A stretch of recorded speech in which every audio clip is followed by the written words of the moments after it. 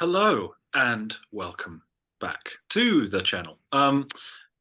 If you're only stumbling upon this channel now, this is a series of videos that have been happening every Saturday. Um, Today, of course, you will know favorite albums of 1967. Last Saturday was favorite songs of 1966, and next Saturday will be favorite songs of 1967. So you sense a pattern here. We're going through the years from 65 to 2024, maybe, wherever we reach at the end of this crazy project. And who are we? It's me, Tom, obviously, and Vanessa and Chris. And together, hopefully, we will mention your favorite album of the year. And if not, we are sorry, because 1967 is nuts. I'm going to give it over to Vanessa to talk about the year in general first, because Yeah, it's a pretty crazy year. Like you see a huge difference even from the previous year. And I mean, we've been saying that from the beginning, really, but I think you really, really see it in 1967. Like there was one song that I had that I wanted to put on my list that came out on an album at the beginning of 67, but it felt like too much of a 66 song. Like I couldn't do it. So that just goes to show just like the difference between this year and last. So I'm sure we'll be missing some of your favorites, but we can't mention everything because what's the point, you know? yeah, these are our Yeah, personal lists for sure. Yeah, I mean, for me, I was just saying to Chris off air, I'm not as high on the high highs of 67. You know, I don't think there's any like all time favorites upper echelon for me like there was in 66. But 67 was the hardest list by far to make. There are some albums that could have maybe made my list. I just didn't have time to go back to because there were so many that like really good albums. So if anything, it made it harder for me because I didn't have any like that has to be on the list. It was just sort of dealing with a lot of very good to great that I had to sift through, and I did it. And I think I'm happy with the results overall. I just kind of feel bad for you, Tom. I'm very passionate about my list, and there's all timers here. Uh, Easily three fives in my top five, so we'll get into that. But this year's great. So if I didn't mention your favorite, it's too bad. Your favorites probably need to be updated. And I take no prisoners. I don't feel bad at all. My list is excellent. I'm just kidding. I'm sorry. We're working with a limited data set here. I can only do what I can. And 1967 rocks. Just because I didn't mention it doesn't mean I didn't listen to it. Doesn't mean I didn't enjoy it. Um, Very fun year. Yeah. I mean, caveat. I'm not saying that all these albums I'm picking suck. You know, I think these are great albums. It's just not like there's not a revolver here for me. You know, where it's like one of my top 10 albums of all time. That's fair. That's fair. I accept. Vanessa, for the first time on this series, you're going to kick us off. All And right. I will be going second, and No Chris pressure. finishing us Yeah. off. What All you got? right. Well, I have five honorable mentions because that's where I capped honorable mentions, and that's where I will cap the honorable mentions. So it's gonna go 6 to 10, like in 1965. So basically, my number six would be the Beatles and Sergeant Pepper's Lonely Hearts Club Band. Number seven would be Velvet Underground and Velvet Underground and Nico. And Aretha Franklin, I Never Loved a Man the Way I Love You is the next one. Moody Blues, Days of Future Past would be number nine. And number 10 would be the Rolling Stones Between the Buttons, but the US version. So, yeah, number five is the Jimi Hendrix Experience. Are You Experienced?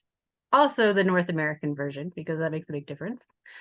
So right from the opening of Purple Haze, this album takes you on a ride. Like it's absolutely fantastic. Every song is just a banger, basically.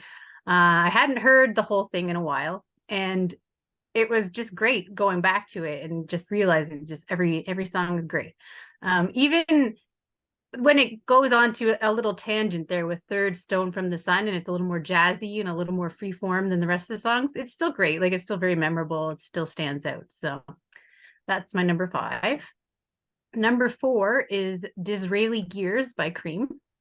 For me, this album is a huge step up from Fresh Cream from last year. I like that album, but just not nearly as much as this one. I think the songs are better and tighter here. It's just such an easy listen from beginning to end. The deep cuts here are among my favorites on the album. We have now this song, I don't know how to say it, and Googling didn't help, but SWLABR, or She Was Like a Bearded Rainbow. World of Pain, Dance the Night Away, We're Going Wrong. Those are my favorites on the album. The classics, they're awesome too, but definitely prefer the deep cuts here. I think that everything here sounds really fresh. It's always really great listen, and it's an album I've loved for a really long time. When I was younger, I didn't like that last track, The Mother's Lament, but now I think it's just pretty fun. And so for number 3, this was the big change up that I kind of referred to before. It's the Beatles, but it's Magical Mystery Tour. And what I originally had here was Sgt. Pepper, but the more I thought about it, the more I realized that this is really, for me, the album I like just a little bit better. And I think why I didn't always consider it for the list is that when I was younger, I didn't really consider it a canon album. So it was just kind of weird to think of it for this list. But since everybody else considers it canon now, so do I. I think that it's just a solid listen from beginning to end. I mean, you have all those huge hits at the back half, but you can't discount the first half of it as well. And actually, my favorite song by them from the year is on the first half of this album. But no, it's not Flying. It's something else. But yeah, so I think I overlooked it for a really long time, but it belongs here. And my number 2 is Songs of Leonard Cohen by Leonard Cohen. I've changed the order of this top 5 a number of times leading up to this video, but I just can't deny that I love this album a little more than the rest. Just think it's an absolutely gorgeous album in its simplicity. And of course, the big focus of Leonard's music is often his lyrics, but I absolutely love his melodies and his acoustic guitar playing throughout this entire album. It's just gorgeous and punctuates his songs so well. I love his voice on this album. It's less gruff than it would become as he gets older. And he's relying a little less on the female backing vocals, but I think it works here because I think his voice is still in really top form. Nancy Pretty's vocals are great, and they're nice that they're not overused. Like, they punctuate the songs that they're on perfectly. And every enhancement here that is additional to him and his acoustic guitar playing is done perfectly, and it's just the right amount. So I just think it's perfect. But my number 1 is probably not a surprise to anybody who knows me, and that is Forever Changes by Love.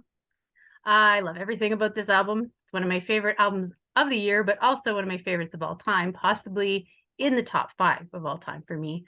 Like, when I put it on, I can't turn it off. And I did that today. I started to listen to one song on it, and I ended up just keeping the whole thing on. I can't turn it off. It's impossible.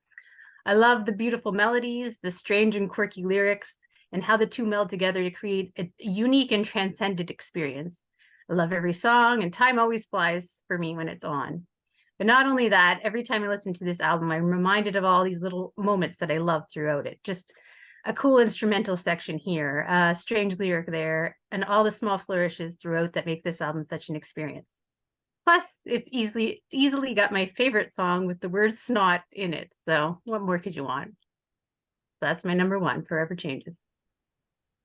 I made predictions for albums and songs of the year from everyone. That's 1 from 4. So there we go. Yeah, I thought you might get real wild with it and put Leonard Cohen first. I'm happy to see that Love stuck it out, but oh yeah, very nice. I will say that, Vanessa, that is a great list, but your honorable mention list could easily be somebody's favorite list from this yeah. year. That's the crazy thing. True. I don't think you could say that for the 2 years we've done before, because there were obvious albums. It was hard to keep some of those out, but I guess that's why we have honorable mentions. Yeah. Quick shout out. That difference will be reflected in my list because we only share one album. Which, well, I'm not really surprised, actually. But compared to what's come before, right? Like, yeah. So honorable mentions for me, I've only got 3. And this is mainly because I could have written 15 down and I had to draw a line somewhere. Because, like I said, what this year maybe lacks for, my all time favorite albums, it makes up for it in boatloads and boatloads of great albums. And the ones that just snuck ahead and got themselves a mention are my number 8, let's say. I Never Loved a Man the Way I Love You by Aretha Franklin. The Who Sell Out would be my number 7. And Evolution by the Hollies would be my number 6, which the Hollies had a great year. 2 albums probably in my top 10. Very Beatlesy pop rock, just fun stuff. Evolution definitely worth a listen. But my actual list, my number 5 is Surrealistic Pillow by Jefferson Airplane. This is a weird album, right? In a lot of ways, because it's kind of one of those where it was given massive critical acclaim and it was on all these favorite albums lists, and there's been pushback against it, much like there was against Sergeant Pepper, right, for a while, because people are like, oh, the singles are great, but the album tracks aren't that great. And I'm here to disagree with that. I think obviously Somebody to Love and White Rabbit are the best songs because they're 2 of the best songs of all time. But you do have some great little gems in here as well. Paul Kantner really pulls his weight. I love Grace Slick, obviously, but I think he does a really good job here. The catchy opener, She Has Funny Cars, the quaint My Best Friend, the atmospheric Today, the really cool guitar instrumental, Embryonic Journey, and the really catchy closer, Plastic Fantastic Lover, which I really, really like as well.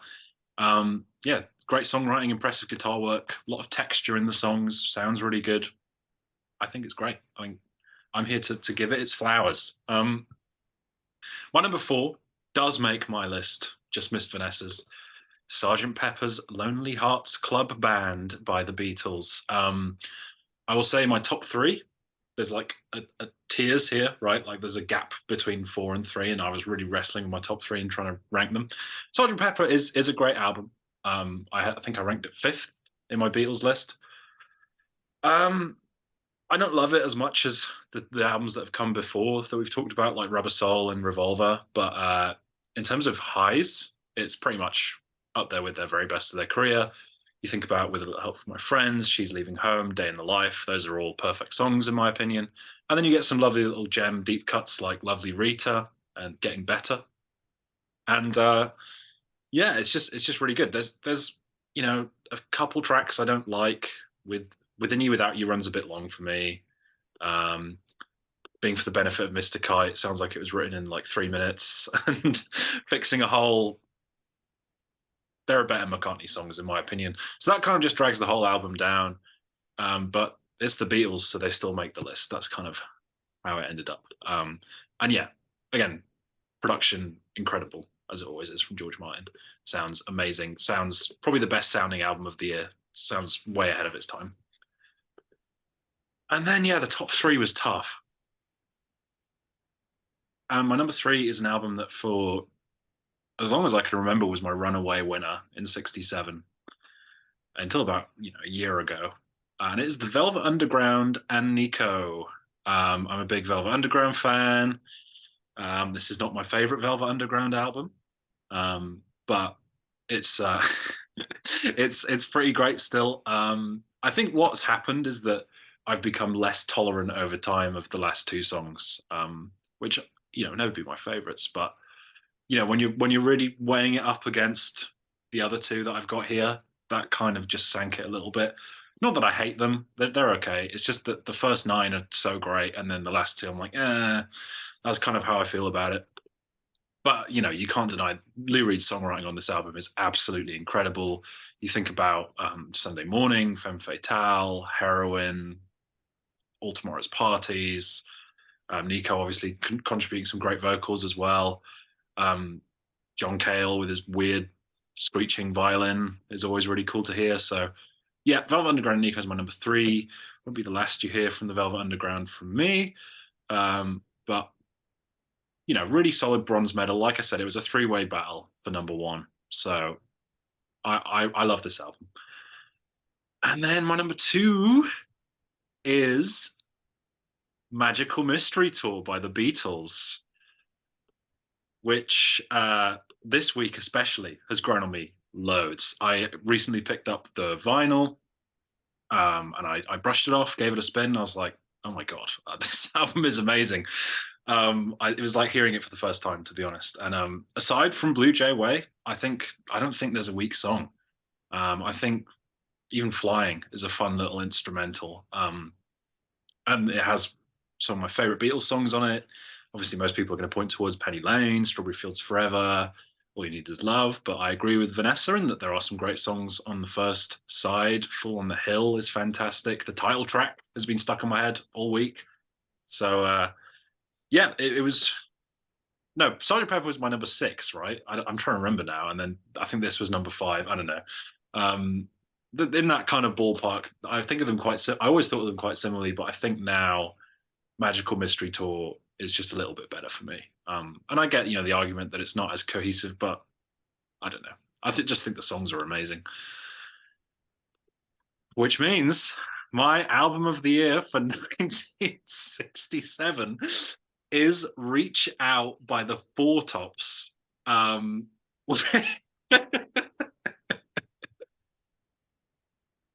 You guys haven't heard the album, okay? You haven't heard this album. It was 429 on the latest Rolling Stone list, which is its first time it's been on the list, and it's got pushback because people are like, "Oh, it's only singles." This album is the absolute pinnacle of everything Motown was striving towards. It all reaches an apex. Chris is putting me off. And obviously everybody loves "Reach Out, I'll Be There," one of the all-time great Motown songs for sure.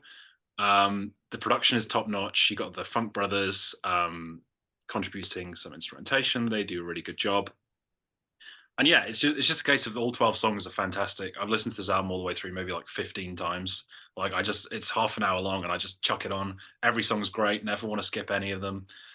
And sometimes that's more important than artistry, just enjoying every song of an album. And it's a great mix of some amazing covers. Walk Away Renee, If I Were a Carpenter, I'm a Believer. Levi Stubbs is having a great time covering the Monkees. And then you get the 5 Holland Dozier Holland tracks, which are obviously incredible. They were just the best writers in the business, really, along with Smokey Robinson. You got Reach Out, I'll Be There, 7 Rooms of Gloom, I'll Turn to Stone, Standing in the Shadows of Love, and Bernadette. All 5 songs they wrote for this album are unbelievable. And what it really comes down to is, Levi Stubbs is probably a top 10 singer of all time for me. So he could sing anything. It's kind of like my Nina Simone moment, where I'm just like, this is the guy for me. He has such a yearning in his voice, such power, such sort of emotional vulnerability, but also like a swagger and a confidence when he needs it as well. He's got a very versatile voice, a very pretty voice. Just it hits on every beat that I want in music. It's so catchy. Every song is memorable. If you hit this album with the hum test, every song passes with flying colors. So yeah, I know it's a curveball. I know it's an odd pick, right? But it's my pick. And I was thinking about it and I was like, well, God, I can't pick the Beatles again. And I could pick the Velvet Underground and I'd look really cool. But this is my favorite album of the year. Sorry. I mean, I knew you were the wild card of this bunch this week. I knew it, and I thought there was a chance you're gonna pick Pandemonium Shadow Show legitimately for number 1. So My I'm 10th glad. favorite Harry Nilsson album, imagine. Yeah, I'm glad it didn't go that wild, but I was not expecting the Four Tops. No. In era, the era of LSD. You got Surrealistic Pillow down there, and Motown at the top. So I respect the range, and you talk a lot about depth. So clearly you were digging, and I put some respect on the Four Tops. You should both listen to it and get back to Oh me. yeah. I'll check Yeah. it out. Bernadette's great. I heard it when I was looking for songs. It came close, so totally. I guess the I whole wasn't album's great. expecting it. Yeah. So naturally, my number 1 is the Four Tops. Okay, well, how do I follow that up? I feel like yeah, compared to Tom's list now, I'm meat and potatoes, you know. Um, okay, I'll start with a few honorable mentions. I'm sorry, Four Tops isn't even gonna make my honorable mentions, frankly.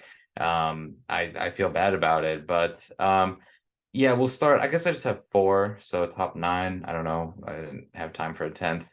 My ninth.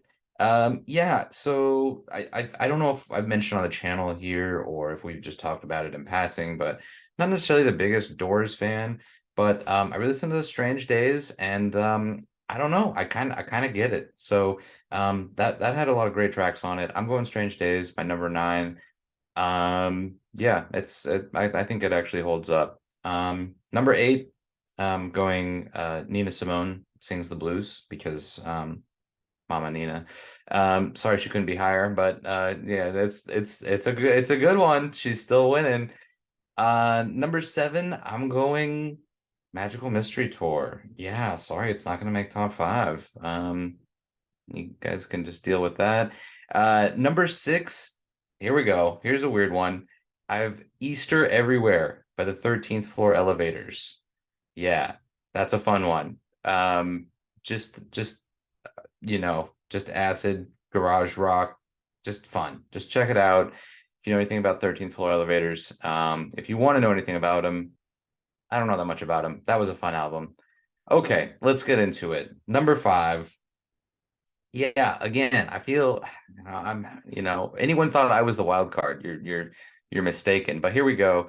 Number five, I'm going Moody Blues, Days of Future Past. Okay, I must have been sleeping on this.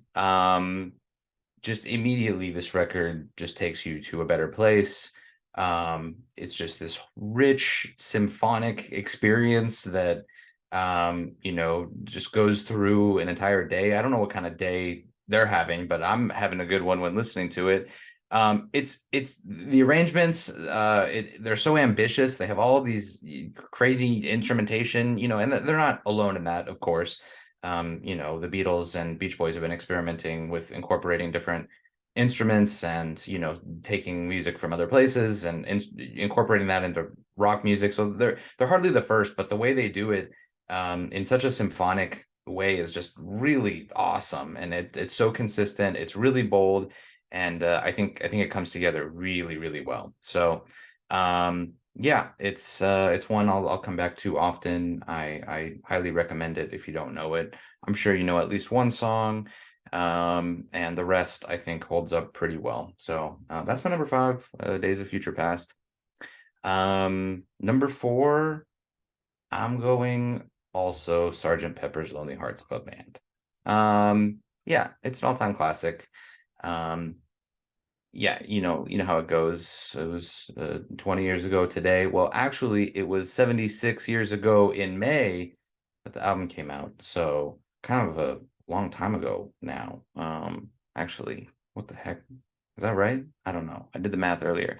Well, anyway, I can only imagine hearing this in 1967, like come on the radio, or like the singles on the radio, and then if you bought the record because you did that back then, um, you know, like if you liked Rubber Soul and Revolver and then you pick this up, it's like, what the hell?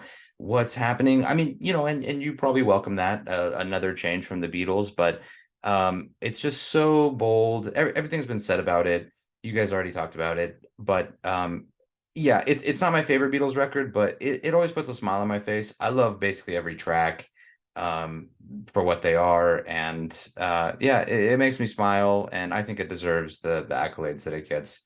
It's not my favorite, but I really love it. So that's number four. The metal positions, yeah, this was tough. This order, all of these are fives for me. Definitely, they're all kind of all timers. Yeah, yeah, they might be tens. I don't know. Number three, I'm going Are You Experienced by the Jimi Hendrix Experience. Yeah, I've been a long time kind of casual fan of Jimi Hendrix. I had a big phase in like seventh grade. I had this like Jimi Hendrix shirt, and he was like kind of fuzzy. He was like popping out, and he had his big hair and the guitar, and it was all fuzzy. It was like a fuzzy Jimmy. Anyway, so you know, but I also like had a mix CD of just, you know, various hits. And, you know, the thing is, like, most of those hits are just this album. It's just the US album, right? The North American release. It's basically just this. And you know, the thing is, like, the guitar mastery and just the songwriting, it just doesn't fade. It's just, it still sounds so fresh. Even the songs I've heard so many times, I'm never not like floored by this, you know, by the sounds. So, yeah, I mean, and this is the debut record from, you know, from this group. So, Purple Haze, Hey Joe, The Wind Cries Mary, Fire, Foxy Lady, and the title track, they're instant classics. And if you are too good for Jimi Hendrix, then I just don't think we can vibe. That's that. So bronze medal for Are You Experienced? Which leads me to the top two. Now this was a real battle because one has been an anyway, I'll get into it. But anyway, my number two, I feel bad about putting it so low at number two. Okay. It's Forever Changes. It's my number two. Yeah, I know. But you know, it's weird because I didn't discover this album until fairly recently, like last year, basically. And it's felt like I've always kind of known it, and I've loved it immensely in this time. I've you know, I bought it on vinyl. I've listened to it a lot, both on Spotify and on vinyl. It just sounds so good. You know, Vanessa, you put it really well. I it's hard to put down. I love all of the movements throughout. Arthur Lee, Brian McLean, just, I mean, it's just a masterpiece. It's just and the lyrics to just make you go, what? Huh? I love that. I love the oddities, Alone Again or and More Again, Red Telephone, You Set the Scene. I mean, it just goes on and on. All bangers. Um, yeah, despite it being so low at number two, it's still probably like top 25 albums of all time for me. I just I can't not be in love with this love record. So there it is. Forever Changes number two, which means number one has to be Velvet Underground and Nico, because come on, I tried to have it beat, and it doesn't get beat. I mean, it's just yeah, it at some points it feels so fresh. It feels like what indie rock has been trying to do for so many years. And it's, you know, it's old. It's so old now. But it's so, I don't know. I can't believe how fresh that it still sounds. And to me, it's just, it's absolutely timeless. I love Nico's contributions. Every song that she leads or is part of, I think, are you know, the best on the record. I just love the way she enunciates words and the way she kind of, you know, oozes the lyrics out. It's just beautiful. Yeah, Lou Reed, of course. John Cale is just a monster. Just to this crew of grimy, dark people writing great indie songs. I don't know.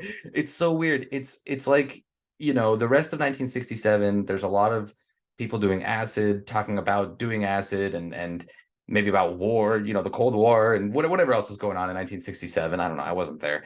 But, you know, Lou and company are talking about doing heroin with a BDSM mistress in a dark alley in New York, and it's just like these pop masterpieces. So you know, I don't know. That's just, it's beyond cool. It just transcends.